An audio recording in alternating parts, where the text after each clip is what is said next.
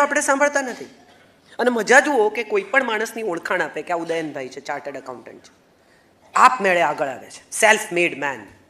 પણ જો ઉદયનભાઈનું એક કામ ન થાય ને તો તરત કે કેવી જેવી હરી ઈચ્છા. હરિની શું કામ એવી ઈચ્છા હોય કે તમારું કામ ન થાય?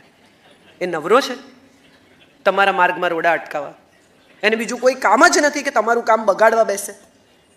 ભગવાન પરીક્ષા કરે આવું કહે છે ગઢ.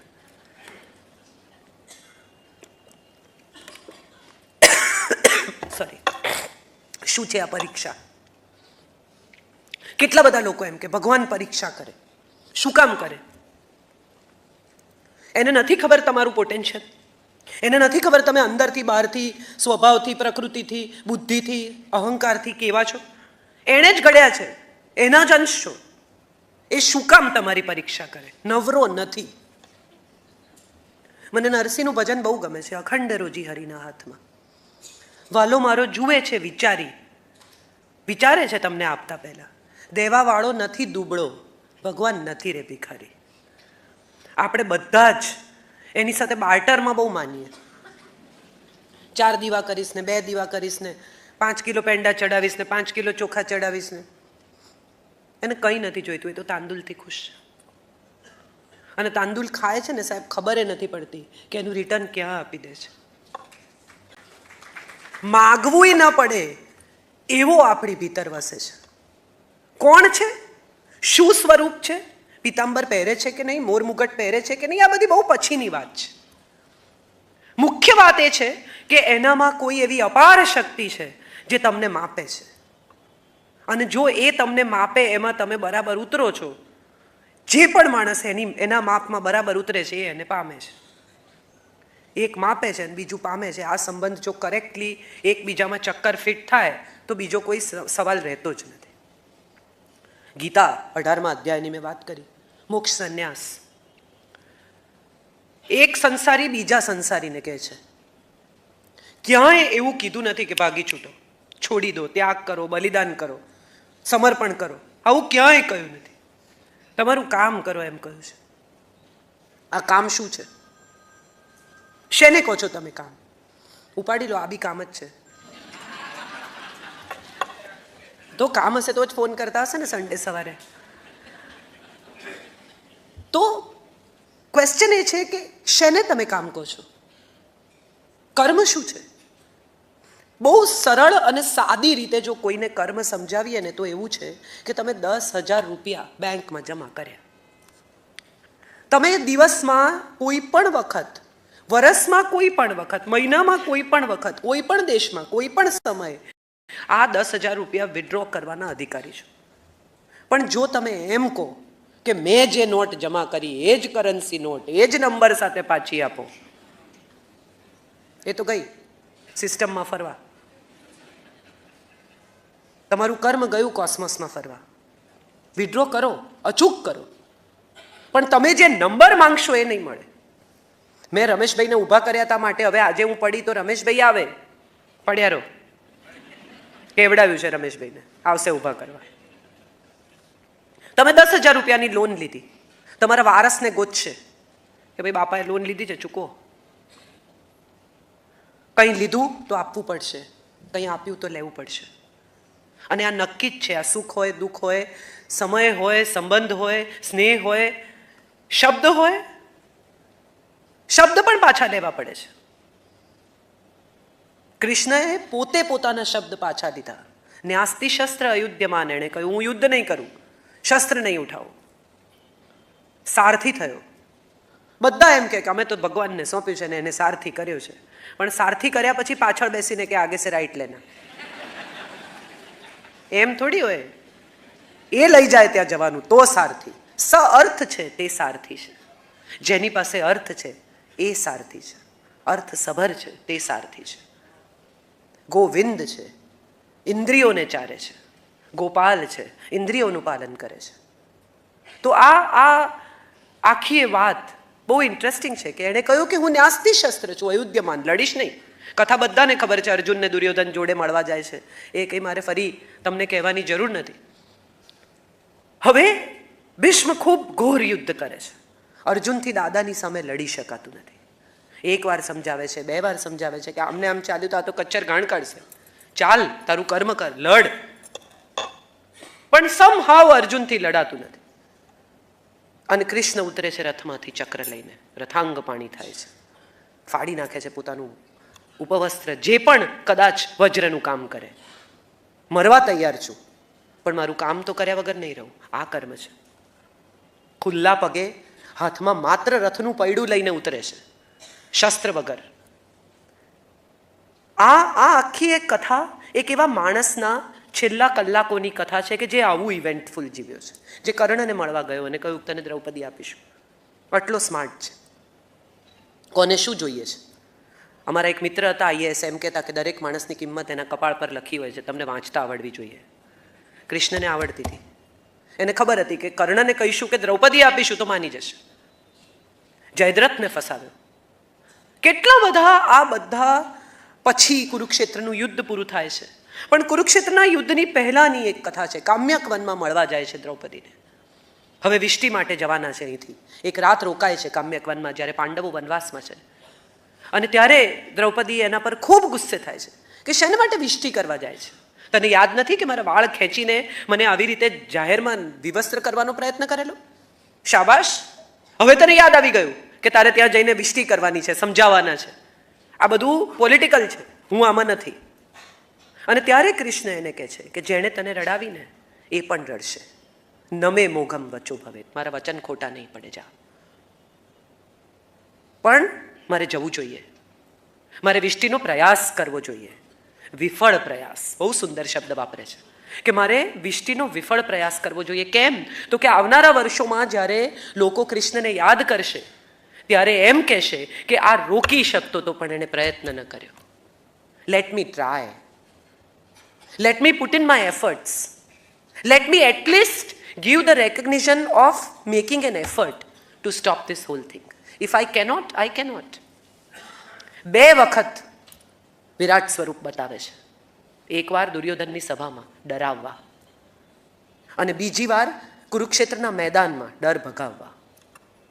અર્જુન ડરી ગયો છે, ગાત્રો શિથિલ છે, ગળું સુકાય છે, ગાંડીવ ધ્રુજે છે, નહીં લડી શકું. તમે વિચાર કરો, તમે બધા આવી ગયા છો, કમલેશભાઈએ ટિકિટ વેચી કાઢી છે, નિરંજન કાકાએ બધું રેડી કરી દીધું છે, અને હું અંદર એમ કહું મારાથી નહીં બોલાય તો ફટકારે મને, અને અહીંયા લાવીને મારે અંદર બી નહીં કે જુઓ અમે આ કર્યું. જેના ખભે આખા યુદ્ધનો મદાર છે, જેના ગાંડીવ પર આ યુદ્ધ જીતાશે કે હરાશે એની વાત છે, એ માણસ કહે છે કે મારથી નહીં લડાય. એક તમાચો મારે બીજું કોઈ હોય તો કે આ બધી બુદ્ધિ ગઈકાલ રાતે નહોતી, આજે સમજણ પડી બધી. મારતા નથી, ક્રોધ પણ કરતા નથી, એને બોલી લેવા દે છે. પહેલો ગીતાનો અધ્યાય અર્જુન વિષાદ યોગ છે. Only Arjun speaks and Krishna listens to him. તમે કોઈ પણ સાયકેટ્રિસ્ટ પાસે જાઓ, કોઈ પણ સાયકોલોજીસ્ટ પાસે જાઓ તો તમને પૂછે શું થાય છે, તમારે કહેવાનું ને એ સાંભળે. કેટલી બધી સ્ત્રીઓ સાયકેટ્રિસ્ટના પ્રેમમાં પડે, કેમ?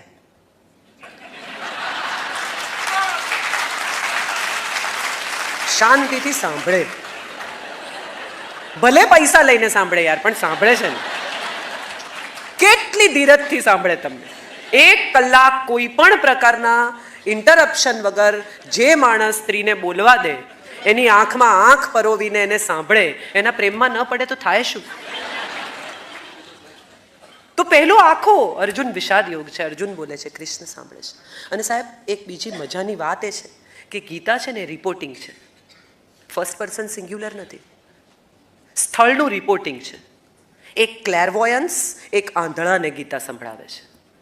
એક એવો માણસ કે જેને દિવાલો ભેદીને દેખાય છે, એ એક આંધળાને ગીતા કહી સંભળાવે છે. શ્રી કૃષ્ણ ઉવાચ અર્જુન ઉવાચ પાર્થ ઉવાચ. આ રિપોર્ટિંગ છે, બનતી ઘટના વિશેની કથા અહીં કહેવામાં આવે છે. તમે વિચારો, તમે કંઈ ઇલેક્ટ્રોનિક સાધન લાવ્યા હો, ફોન, વોશિંગ મશીન, માઇક્રોવેવ, એની સાથે એક મેન્યુઅલ આવે. એ મેન્યુઅલ આપણે વાંચીએ, પછી સાધનનો ઉપયોગ કરીએ. એ સિવાય જો પ્લગ ઇન કરીએ તો ધડાકા થાય, સાધન બળી જાય, ખતમ થાય, જે થવાનું એ થાય.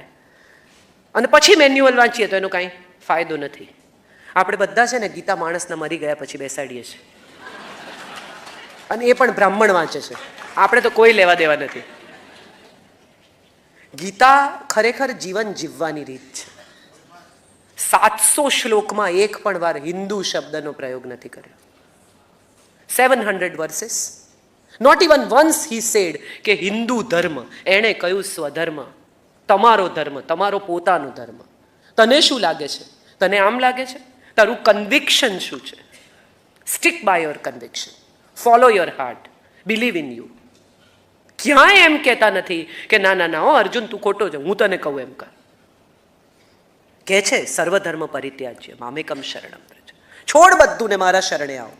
પણ પુરુષોમાં હું અર્જુન છું. તરત જ એનો તોડ આપે છે. હું અને તું ક્યાં જુદા છીએ? બધું છોડ ને મારા શરણે આવ ના, બધું છોડ ને તારા પોતાના શરણે જા. Believe in you. ઉભો થા. ત્યાજ્ય હૃદય દૌર્બલ્યમ ઉત્તિષ્ઠ પરંતપ જાગ્રત વરાન પ્રાપ્ય નિબોધિત. તને જે મળી ચૂક્યું છે તે મેળવવાનો પ્રયાસ કર. આ કૃષ્ણ છે. વસ્ત્ર હરે છે ને વસ્ત્ર પૂરે છે. બંને કામ એક જ માણસ કરે છે. એને ખબર છે ક્યાં શું કરાય. સમજ છે આ. બેનપણીઓ સાથે વસ્ત્ર હરાય અને જ્યારે કોઈ સ્ત્રી મુશ્કેલીમાં હોય ત્યારે વસ્ત્ર પૂરાય. આ બંનેનું બેલેન્સ છે એની વચ્ચે. ત્યાં જઈને નથી તાળીઓ પાડતા કે વેરી ગુડ લઈ જ લો કપડાં, મજા આવી ગઈ આજે તો. માટે કદાચ આ માણસ બહુ ઇન્ટરેસ્ટિંગ છે. એના ડાયમેન્શન્સ ખૂબ છે અને દરેક ડાયમેન્શનમાં તમે જેમ ઊંડા ઉતરતા જાઓ એમ બીજા ડાયમેન્શન મળતા જાય છે. વધુ ને વધુ સમજવો, વધુ ને વધુ જાણવો, વધુ ને વધુ ઓળખવો અને વધુ ને વધુ મજા કરવી. અને ત્યારે મને એમ થાય કે નરસિંહ કેટલું અદ્ભુત લખે છે. જલકમલ છાંડી જાને બાળા. શરૂઆત બાળાથી થાય છે. બચ્ચું આવ્યું છે એક બોલ લેવા, કાચ તૂટ્યો છે ને એક બચ્ચું બોલ માંગવા આવ્યું છે. સ્વામી અમારો જાગશે, જાગશે તને મારશે. જાગી જશે ને અંકલ તો ફટકારશે, ફરી બોલ નહીં નાખતો આવી રીતે.